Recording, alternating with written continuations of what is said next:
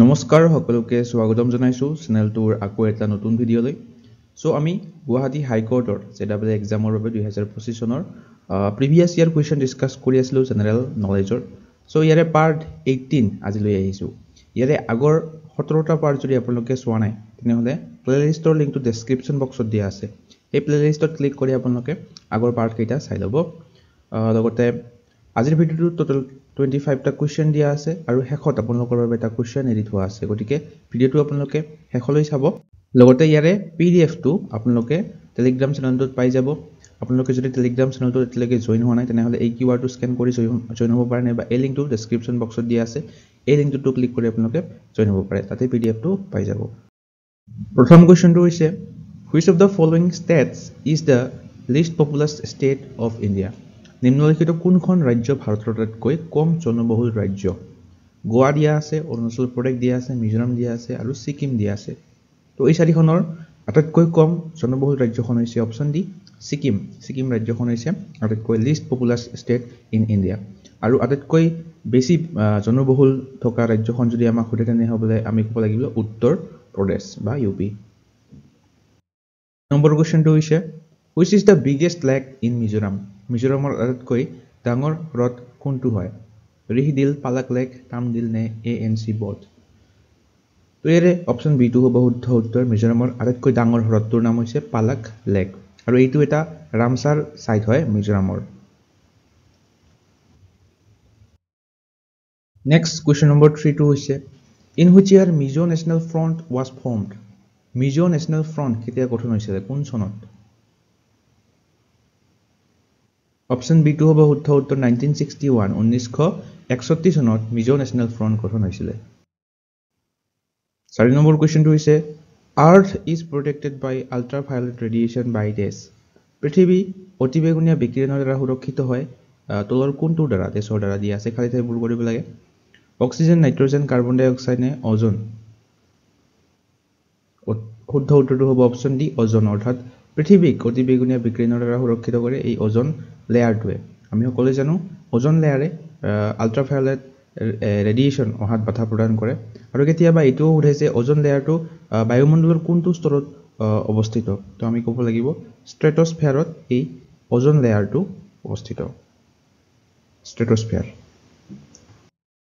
5 number কোৱেশ্চনটো হৈছে what is the full meaning of SIM SIM আমি যে মোবাইলত সিম ব্যৱহাৰ কৰো সেই সিমৰ সম্পূৰ্ণ অৰ্থটো আহিছিল আৰু এই কোৱেশ্চন বিলাক 2016 চনত আহি যোৱা কোৱেশ্চন হয় ইয়াৰে শুদ্ধ উত্তৰ কোনটো হ'ব অপচন এ টো হ'ব শুদ্ধ উত্তৰ সাবস্ক্ৰাইবাৰ আইডেন্টিটি মডিউল অৰ্থাৎ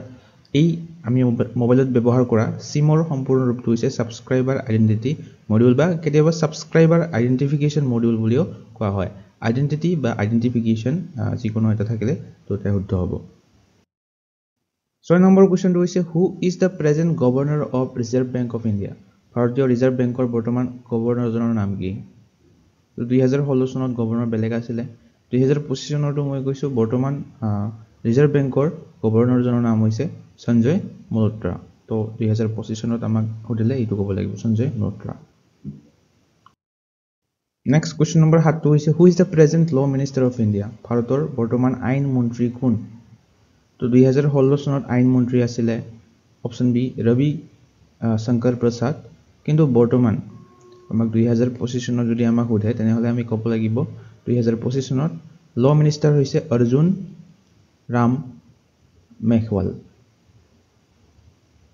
বৰ্তমান ইণ্ডিয়াৰ ল মিনিষ্টাৰ গৰাকীৰ নাম হৈছে অৰ্জুন ৰাম মেঘৱাল 8 নম্বৰ কোৱেশ্চনটো হৈছে who is the present chief justice of India তো ভাৰতৰ বৰ্তমান মুখ্য ন্যায়াধীশ কোন এইটো এটা ইম্পৰ্টেন্ট কোৱেশ্চন হয় সুধি থাকে এক্সাম বিলাকত তো বৰ্তমান এতিয়া 2016 চনত বেলেগ আছিল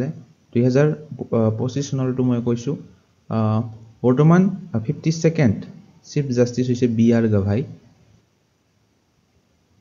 আৰু হেহতিয়াকৈ 53rd ঘোষণা কৰা হৈছে BR গভাইৰ 2025 চনৰ 23 নৱেম্বৰত তেওঁৰ কাৰ্যকাল শেষ হ'ব আৰু 53rd হ'ব জাষ্টিস সূৰ্যকান্ত হ'ব 2025 চনৰ 53rd chief justice of India 9 number কোৱেশ্চনটো হৈছে which of the following is the state bird of Mizoram মিজোৰামৰ কোনটো ৰাজ্যিক চৰাই হয় তো এইটো হৈছে মিজোৰামৰ ৰাজ্যিক চৰাইটোৰ নাম আমি ক'ব লাগে ইয়াৰে নাম কি এই চৰাইটোৰ স্পেৰো মিছেছ হিউমছ ফিজেণ্ট মিষ্টাৰ হিউমছ ফিজেণ্ট নে পিকক ইয়াৰে শুদ্ধ উত্তৰটো হ'ব অপশ্যন চি মিষ্টাৰ হিউমছ ফিজেণ্ট মিজোৰামৰ ৰাজ্যিক চৰাইটো হৈছে এইটো মিষ্টাৰ হিউমছ ফিজেণ্ট আৰু এইটোক সাইণ্টিফিক নেমটো হৈছে চিৰামেটিকাছ হিউমেই আৰু ইয়াক locally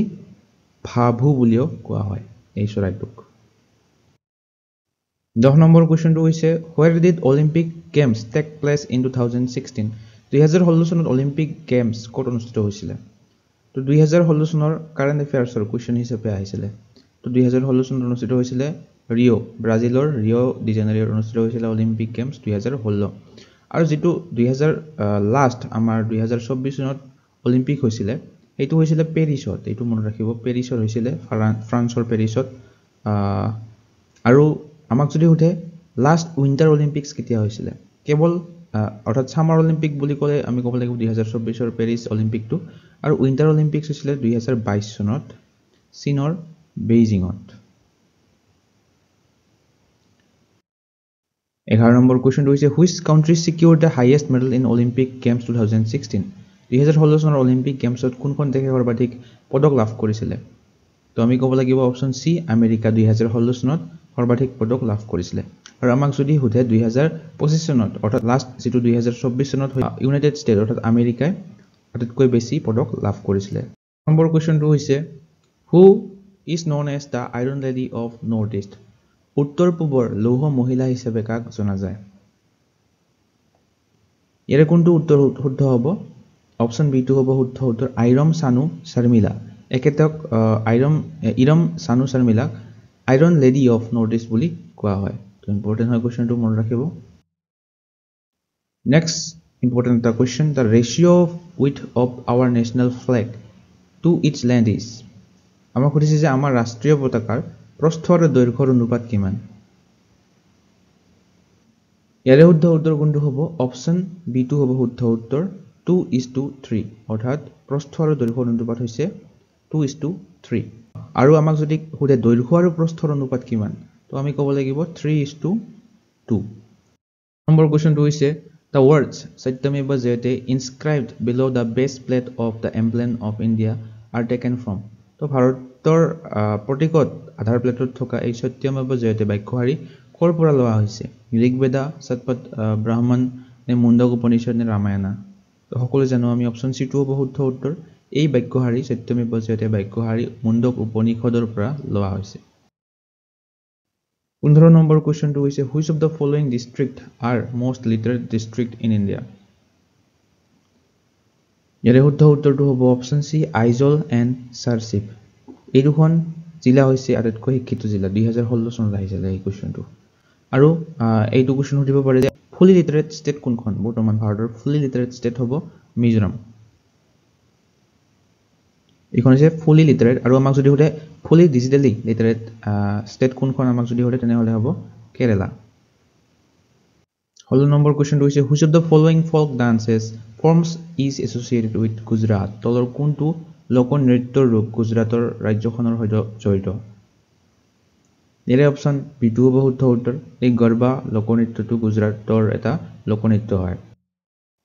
17 number question the book of Parsis is পাৰ্চীসকলৰ গ্ৰন্থখন কোনখন এই তলৰ চাৰিটা দিয়া আছে ইয়াৰে শুদ্ধ উত্তৰটো হ'ব অপশ্যন সি জেন্ট আৱেষ্টাখন হৈছে পাৰ্চীসকলৰ এখন ধৰ্মীয় পুথি আৰু এইখনক কেতিয়াবা এভেষ্টা বুলিও কোৱা হয় অনলি এভেষ্টা বুলিও কোৱা হয় 18 নম্বৰ কোৱেশ্চনটো হৈছে the national anthem was first sung in the year dash ভাৰতৰ ৰাষ্ট্ৰীয় সংগীতটো প্ৰথমবাৰৰ বাবে কেতিয়া গোৱা হৈছিল সকলোৱে জানো জনগণ মন হৈছে আমাৰ নেশ্যনেল এন্থেম ৰাষ্ট্ৰীয় সংগীত এইটো প্ৰথমবাৰ গোৱা হৈছিল 1911 চনত কলকাতা সেশন আইএনসি অৰ্থাৎ ইণ্ডিয়ান নেশ্যনেল কংগ্ৰেছৰ কলকাতা সেশনত এইটো প্ৰথমবাৰৰ বাবে গোৱা হৈছিল জনগণ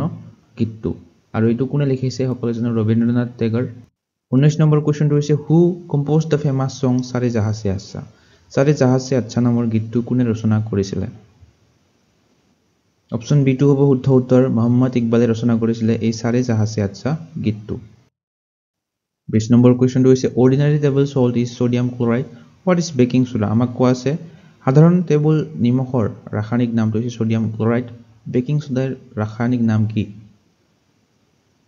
অপচন ডি টো হ'ব শুদ্ধ উত্তৰ সোডিয়াম বাইকাৰ্বনেট হৈছে বেকিং সোডাৰ ৰাসায়নিক নাম কেমিক্যাল ফৰ্মুলা আমাক যদি লিখিব কয় তেনে NaHCO3 হৈছে এইটো chemical formula 21 number question movement of cell against concentration gradient is called ঘনত্বৰ ঢালৰ বিৰুদ্ধে কোষৰ গতিশীলতাক কি বুলি কোৱা হয় এক্টিভ ট্ৰান্সপোৰ্ট বুলি কোৱা হয় next 22 number question pyorrhea is a disease of the pyorrhea কিহৰ ৰোগ হয় এটা নোজ গামছ হাৰ্ট নে লাংছ তো ইয়াৰে অপচন বি টো হ'ব শুদ্ধ উত্তৰ গামছ অৰ্থাৎ দাঁতৰ আলুৰ লগত জড়িত এটা ৰোগ পিউৰিয়াটো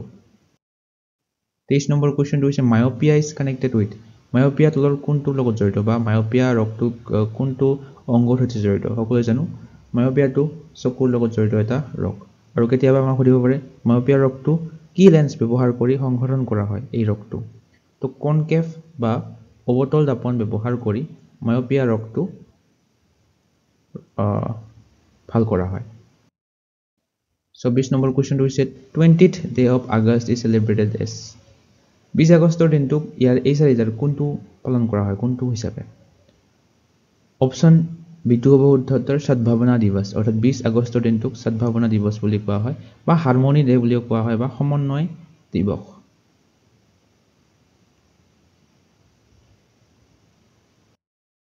25 নম্বৰ কোৱেশ্চনটো হৈছে who wrote the famous book we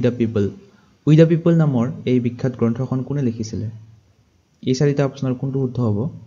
option D টো হ'ব শুদ্ধ উত্তৰ নানি পালখিৱালাই লিখিছিলে এই উই দ্য পিপল নামৰ ফেমাছ বুকখন Which of the following is the brain of computer system? কোনটোক কম্পিউটাৰৰ মগজু বুলি কোৱা হয় সকলোৱে জানো আমি এই চাৰিটা অপচনৰ কোনটো শুদ্ধ হয় আপোনালোকে কমেন্ট কৰি জনাব ইয়াৰ লগতে আপোনালোকে যদি আমাৰ চেনেলটো লাষ্ট 10 মান্থছৰ কাৰেন্ট এফেয়াৰ্ছৰ কন্টেন্টখিনি ল'ব বিচাৰে তেনেহলে এই বুকলেটখন ল'ব পাৰে আপোনালোকে জানুৱাৰীৰ পৰা অক্টোবৰ মাহলৈকে প্ৰতিখন মাহৰে 100 অধিক এমচিকিউ আছে লগতে এই টপিক বিলাক পাব কন্টেন্টত থকা 38 national games hockey Assam budget women's world cup Nobel prize এই সকলো বিলাক পাব এই বুকলেটখনত 1600 অধিক এমচিকিউ আছে টোটাল